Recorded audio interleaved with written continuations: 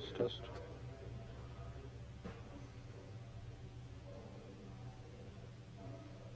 Oh, sorry, it's there, it's just minimized, or go down. Just go down a little bit, there you go. Click on that one, or where you just were. Where you just were, nope. Right, there you go. It's that one. Okay, test, test. Okay, and sound worked. Oh, sorry, it's there, it's just. Great. Where you just were.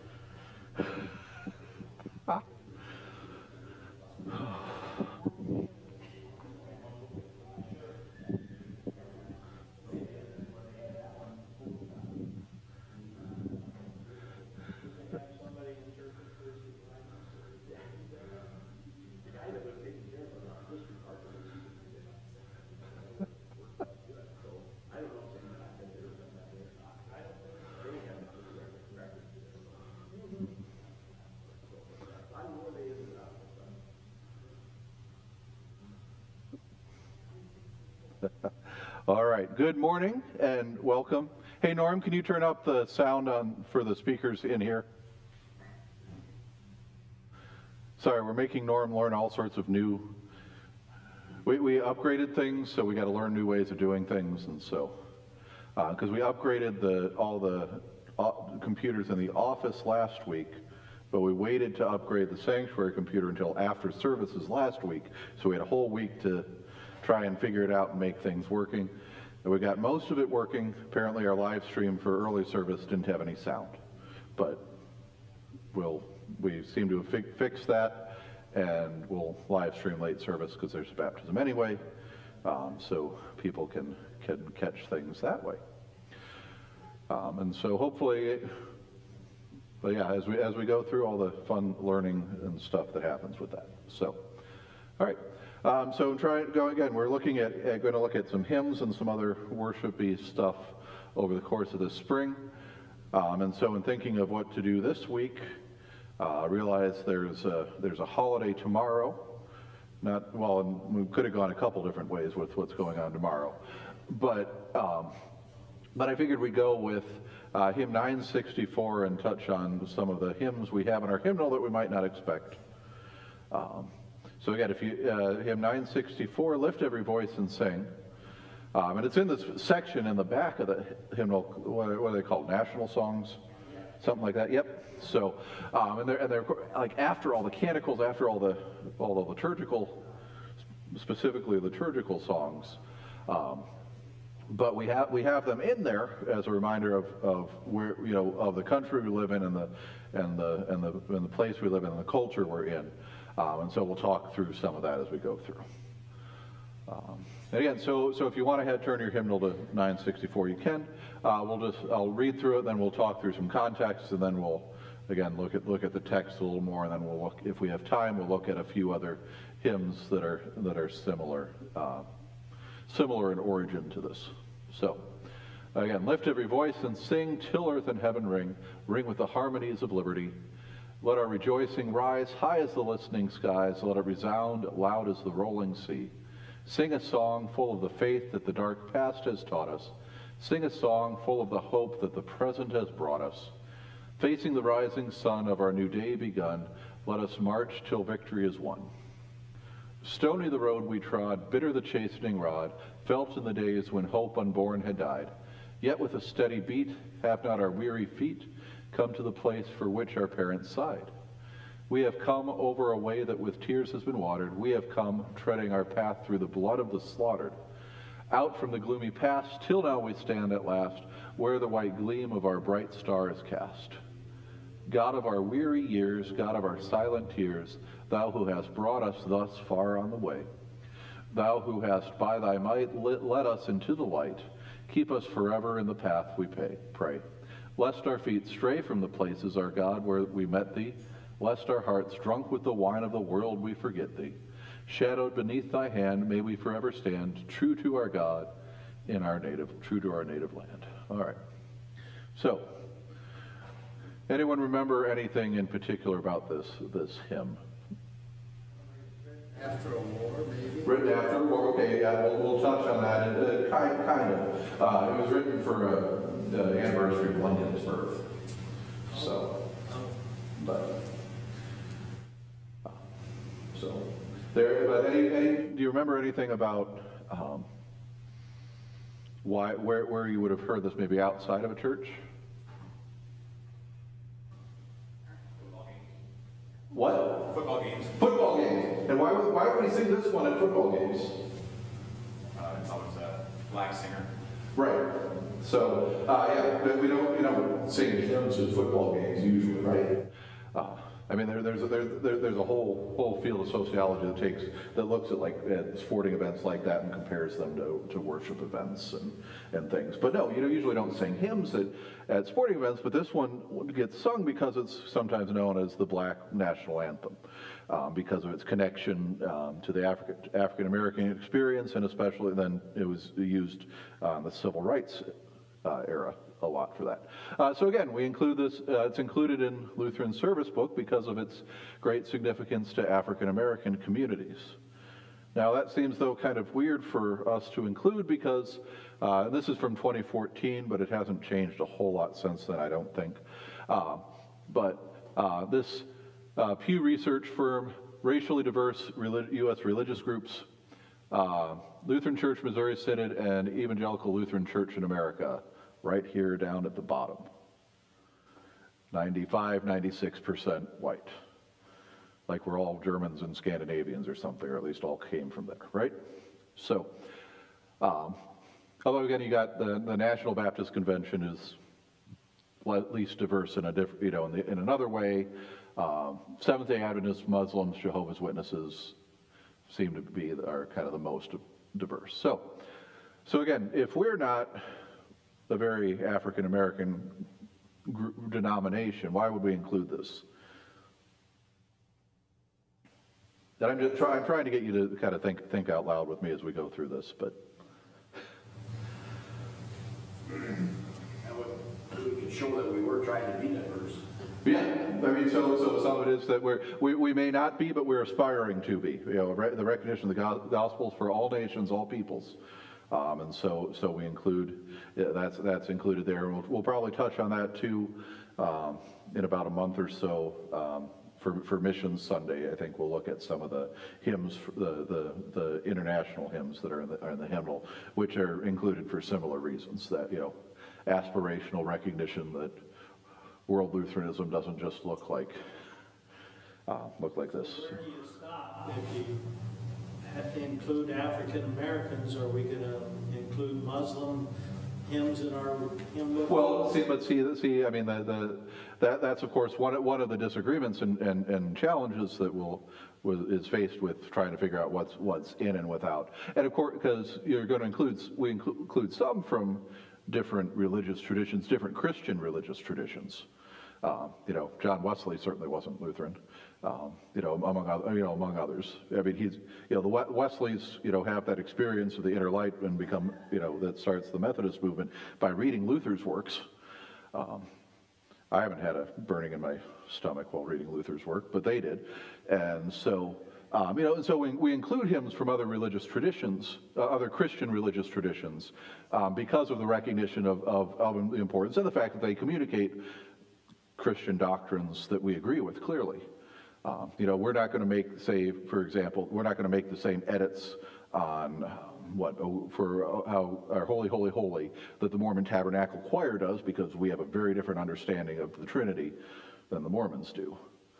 But that hymn's going to be in both of those things. So some of it's which hymns are included in general, and some of it's which verses or how things get tweaked. But some of you, we've talked about her before. It's been a while. Although this was actually, looked like it was part of a Lutheran Witness article in the last year or so. Part of why we included, though, is, of course, the African American connection to Lutheranism that largely connects, especially in the Missouri Synod, to this woman, Rosa Young, or sometimes they call her the first Rosa as kind of a marketing term, And so Rosa Young's a teacher in Alabama 1914, the boll weevils come through, eat all the cotton plants, and so they have nothing. So she's trying to figure out, how do I support this school when we were poor already, and now the boll weevils ate all the cotton, so we have even less than that. So she writes to Booker T. Washington, and he says, well, I can't help you, but I hear there's this group of Lutherans that are really good at Christian education. Maybe you should go talk to them. And so she writes a letter to the Evangelical Lutheran Synodical Conference of North America, which was at the time what the LCMS was part of, included Wisconsin Synod and some other groups. And so LCMS is the largest part. So she contacts them in 1915, and the Conference Mission Board sends a guy named Nils Bakke, white Lutheran pastor, to Rosebud, Alabama in January 1916 to investigate, agree to support the school, and pay Young $20 a month to teach. She becomes the first black Lutheran convert in Alabama, and a congregation, Christ Lutheran Church, is established. On Palm Sunday 1916, 58 people are baptized and 70 are confirmed. Altogether then, Rosa Young, with the help of the LCMS, starts 30 schools and 35 churches in Alabama. Number of congregations peaks in the 1930s, and then the Great Migration, as cities started industrializing, everyone moved from the rural communities to the bigger cities, and especially even the Great Migration, leaving the African Americans leaving the South, going to the North, where they have more freedoms. Decline of rural communities in general and Lutheran churches in particular. But then that seeded Lutheran congregations across the country, just like, when the persecution hits Jerusalem in Acts, what happens? Well, the Christians scatter, and then they just start other churches that way. So, God can use that. So again, in 1977, 35 African-American pastors in the LCMS could trace their roots to the Alabama field, to all this stuff that just started with this teacher asking for help and the Lutherans coming to help her. And then in 1922, she helped establish Alabama Lutheran Academy and College in Selma, later called Concordia College, Alabama. Young served as a professor there from 1946 to 1961, and Concordia Selma operated until 2018. And then it closed, right? Yeah. Let's see. We had 10 Concordias. We're at 5 or 6, depending on how you count Texas, which is a whole other mess of worms. But that's. But again, all the ones that closed. It's a hard time for college in general, private colleges in particular, especially then denominational colleges in small areas, Bronxville, New York, Portland, Oregon, where there aren't, Selma, Alabama, where there aren't necessarily a large pool of Lutherans to draw from. So that's part of why we'd include this. Again, where there's not a whole lot of African American Lutherans, but there are some, and there's a strong historical presence and there's still a black Lutheran caucus and some other stuff that goes on within the LCMS too. Yeah, Dean. Any idea what happened to that campus in Selma? It was sold to a different group that I don't remember who it was off the top of my head. So, yep, no, good question though. So, all right. Also, did I miss a question or? Nope. Okay. All right. Then also another thing you might not be aware of. Any of you ever seen this hymnal? Probably not, but it's called "This Far by Faith." It's an African-American worship resource that was jointly created by the LCMS and the ELCA in the late 90s. Common heritage of Christian worship, and this is kind of quoted from their preface, so kind of explains what they were doing with it. Common heritage of Christian worship inevitably takes on a contextual dimension as it makes a home in a variety of situations. So Africans became Lutheran in the Americas beginning in the 1600s. So an African man named Emmanuel's baptized in a New York Lutheran congregation in 1669. But then especially in the last century, Lutheran domestic missions in both urban areas and the rural South have carried out ministries among African Americans. This far by faith and visions addressing issues of worship from a perspective of particular culture and being faithful to the worship patterns of the church through the age. So how the church has worshiped throughout history, we're going to stick with that, but recognizing that there's some cultural things with the African American worship experience that need to be recognized too. All right, probably can't see this. Here's a nice fun musical timeline, but it starts with African chants, African spirituals. You get things like Dr. Isaac Watts hymns. Black denominations start not only publishing their hymnals, started culturing their own versions of Euro-American hymns. You get black gospel music coming. Gospel shifts to entertainment. Gospel music does. You still get modern gospel songs, contemporary gospel songs, and then you get white denominations acknowledge black worship music. There's contemporary gospel songs and even gospel rap. So we're not going to try gospel rap in this church probably, but although there's I'm of course blanking on his name at the moment, but there's a Lutheran rapper working on his PhD at Concordia Seminary in St. Louis. Yeah, Dean. Not use the same hymnal. So this hymnal was available as mostly kind of seen as a supplement more than a necessarily a replacement. So although it was published in 1999 when the work on Lutheran Service Book was in process but not complete yet. All right. It's got hymns, but also liturgies. I mean, part of why I'm aware of it is my orchestra director in college, who was a jazz pianist before he became an orchestra director, helped with the accompaniment edition of that, and so we did that at Valpo a few times. Use some things from it. You know, so you take the text from the liturgy like we would have just used, but it's got a lot more, gospel music. I don't know, jazzy underlying sort of accompaniments. So again, fits fit more the culture and the thing. I mean, we talked about that some last week, and we'll probably keep talking about it as we go through. That recognition of the Catholics worshiping in Latin. Well, Luther's big thing was moving to German so that people could worship in the vernacular. Does that just mean language, or does that mean culture too, and how do you balance those sorts of things? And that, of course, things that have to be thought about carefully and changed and always evaluated and reevaluated as time goes on. All right. Yeah, Don. The Baptist Church of Warrenson Road has essentially a black and a white congregation. Okay, they might. I know there's the two signs there, and I'm not. I don't know if that's true today, but Yeah. I think it is. Mm-hmm. And one person I knew from the white part of the congregation said, well, black people worship differently than we worship. Yeah. So they set up two. Yeah, I mean that's always the challenge. We talk about that with some of the multicultural international groups too. But yeah, the recognition. Well, how are you used to worshiping?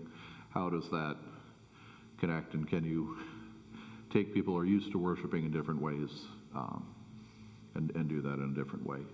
And it's some growing edges on all sides as you try and do that. So. All right, so again, back to the hymn we're looking at, Lift Every Voice and Sing. It was written by two brothers, James Weldon and J. Rosamond Johnson. First performed in Jacksonville, Florida, as a children's musical celebration for the birthday of President Lincoln. Again, regarded as the national anthem because of its association with the struggle for equality and civil rights in the U.S., taught at an early age in African American homes, schools, and churches, often sung at civic, cultural, and patriotic gatherings. Hymns included in an increasing number of denominational and independent hymnals and songbooks. Again, it's in ours. All right, stanza 1 is a call to freedom and rejoicing, if not born out of the actual experience of African Americans, that out of their joy of faith and the promise of hope they have in being faithful people of God. Stanza 2 turns more serious, even somber, in its biographical depiction of slavery, with unpleasant and graphic description of the bitter chastening rod, a time when hope unborn had died, way that tears had been watered, and the path through the blood of the slaughtered. Stanza 3, although a prayer, is also a lament. Mood then moves from celebration through a gloomy description of circumstances, intense expression of longing for God to remain ever present. So God is there even in the weary years and silent tears. Prayer for God to keep us forever in the path, not just the path of suffering and oppression, but the path of God's grace, mercy, promise, and love. Prayer that no matter how harsh our circumstances, no matter how much we suffer, we remain in God's embrace. Spirit of optimism is reflected in those last two phrases of each stanza. Even as the mood of the stanzas becomes increasingly dark and intense, each stanza concludes with a positive hope, affirmation of trust and hope. And it's not any single pronouns in there, it's all plural. Again, shared expression of an entire people with common sufferings, common strivings, and common hopes. Counts for the importance of the hymn and is why it's regarded as national anthem. All right. Any other thoughts, questions, comments there? All right. So a few Bible verses that are connected to it. Romans 12:12, rejoice in hope, be patient in tribulation, be constant in prayer. Reminder that, the tribulation and suffering is certainly not unique to the African American experience, and so that's part of why we can sing these words as well. James talks about the importance of prayer. Confess your sins to one another and pray for one another that you may be healed. The prayer of a righteous person has great power as it is working. The Psalms, of course, are communal worship songs that talk about things, make a joyful noise to the Lord, all the earth. Serve the Lord with gladness. Come into his presence with singing. Know that the Lord, he is God. It is he who made us, and we are his. We are his people and the sheep of his pasture. Enter his gates with thanksgiving and his courts with praise. Give thanks to him. Bless his name. For the Lord is good. His steadfast love endures forever, and his faithfulness to all generations. And Isaiah telling people to call out in repentance and as they're going through suffering.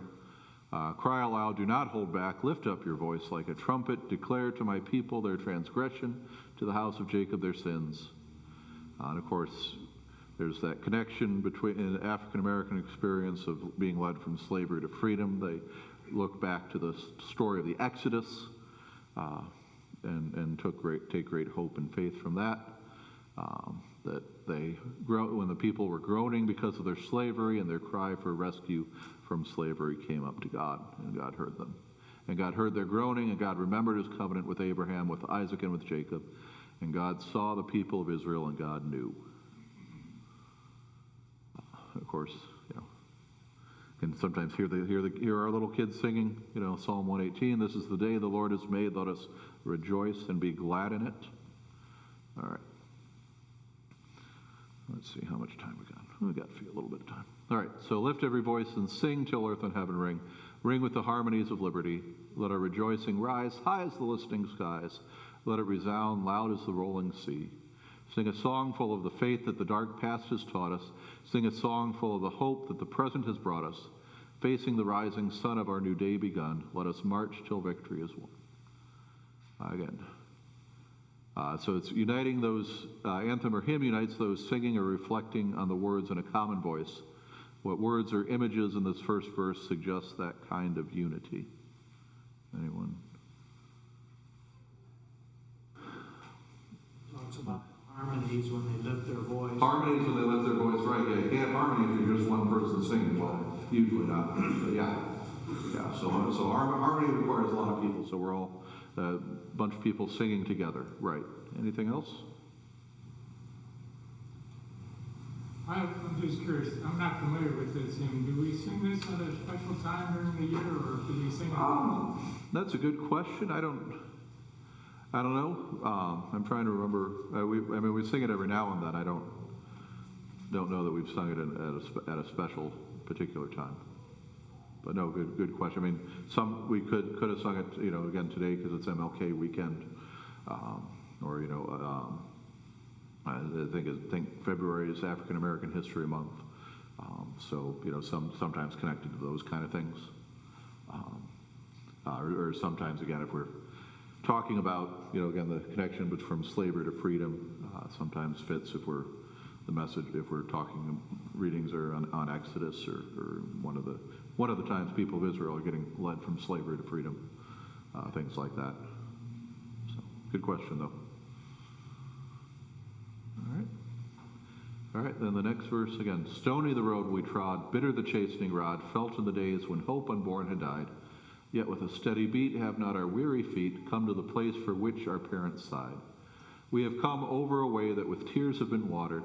We have come treading our path through the blood of the slaughtered. Out from the gloomy past, till now we stand at last, where the white gleam of our bright star is cast. Again, here in stanza 2.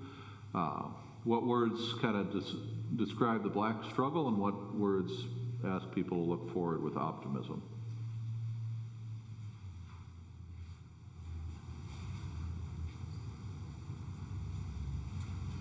Blood of the slaughtered Blood of the slaughtered, yep. would be the black struggle. Would be the part of the black struggle, yeah. And out from the gloomy past. Yeah. Yep, out from the gloomy past. So again, writing this in 1900, so after the Civil War, after emancipation, but still kind of looking ahead and kind of see how the marchers in the civil rights movement would have picked this up, and looking ahead to the promise of freedom and equality. All right. Any other thoughts there? All right, and then verse 3 again. God of our weary years, God of our silent tears, thou who hast brought us thus far on the way, thou who hast by thy might led us into the light, keep us forever in the path, we pray. Lest our feet stray from the places, our God, where we met thee, lest our hearts drunk with the wine of the world we forget thee. Shadowed beneath thy hand, may we forever stand, true to our God, true to our native land. All right, and again, focuses on these challenges, and they kind of, some of these questions I got from one of the Bible studies on Rosa Young and her experience, and so, and they connect it to Luther's idea of how theologians formed, how we're formed through prayer, meditation, and struggle, trial, tentatio, oratio, meditatio, and tentatio, if we want to remember the Latin. But again, what words of stanza 3 suggest the challenges and struggles of black people?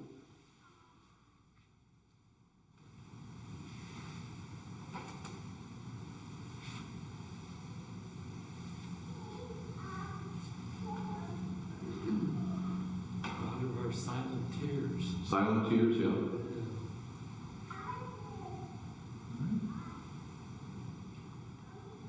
All right, what words of that last verse meditate on God's grace and goodness throughout life's challenges and struggles?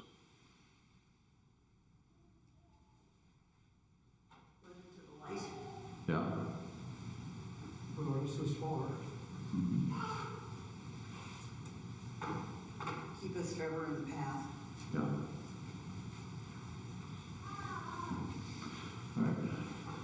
And what do the words of stanza 3 ask of God?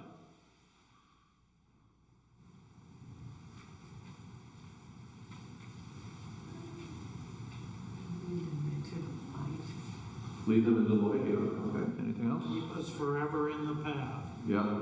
Keep us forever. Keep us on the path. Yeah. All right. And what reminders of potential struggles and challenges to remaining faithful to God are found there? And I think help us to stay on the path. Recognition that we could, the path isn't always easy to stay on. Good thing there. All right. the wine of the world. Yeah. But we forget God. And what words in the hymn with a vision for a hoped for future?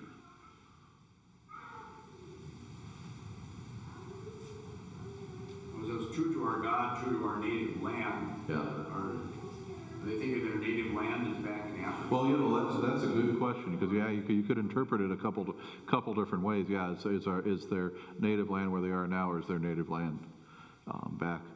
And I'm trying to remember. Oh, how did President Turner explain that difference at our Winkle last week? Do you remember? So another African American connection. Who knew that our assistant to the president of Iowa District West is a large black man named Keith Haney? Okay, a couple of you knew that, right?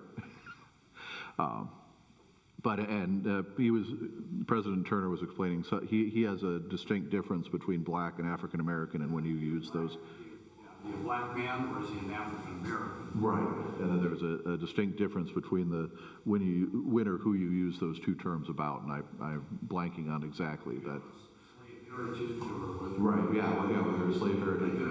The immigrants that are going right now, they're not blacks in the same way that the blacks in the United States are, because of the blacks having a slave heritage in our country, but the new blacks coming in are African American.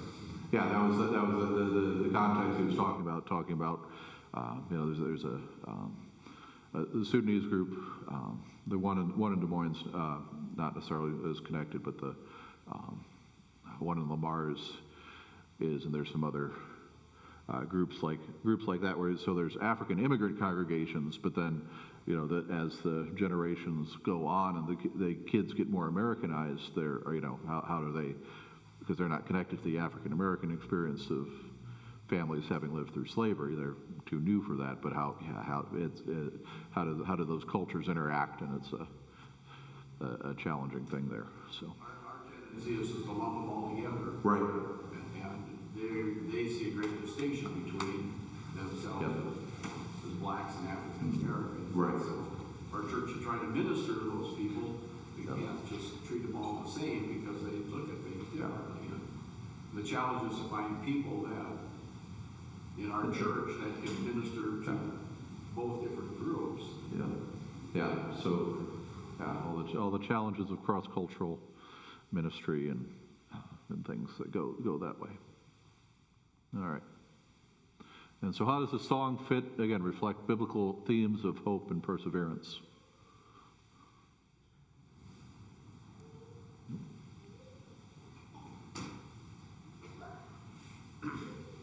If you stay with the Lord, He will see us through. I mean, they're talking about, true to our God, and we're counting on Him to help us. True to our God, and God's true. Just God was with us through that suffering in the past. God's with us now. Will continue to be that way. Good. All right. And so how can we apply the message of the song to our lives and communities today? And I think we'll wrap up here. We've gotten away so far away from God in our country that we need to get back to there. That call to repentance, call to turn back to God, even in the midst of suffering, is always a good one. The fact that we do all join together and lift our voices and sing praises to God is a good thing. It reminds us of the importance of gathering together for worship. When that's becoming less and less important. Some things like that. So, let's see. All right. And so again, we're about out of time, so we'll wrap up here. There are a few other spirituals in our hymnal, so feel free to look at that. Next week, we're My plan, at least for the next few weeks, is we're looking at hymns. So next week is, the Sunday is actually the day we remember Saint Titus. And so we'll talk about him and about how the church remembers, saints like that, and the hymns that connect us to that. The week after that is February 2nd, which is presentation of Jesus, Purification Mary. We know it probably better as Groundhog Day. But again, the different feasts and festivals in the church and how those are connected. And then the 9th, February 9th is the Mission Sunday, so we'll look at some of the international hymns we have in our hymnal and how those connect us to worldwide Lutheranism and worldwide Christians too. All right, well, thank you very much for coming, and we'll see you next week.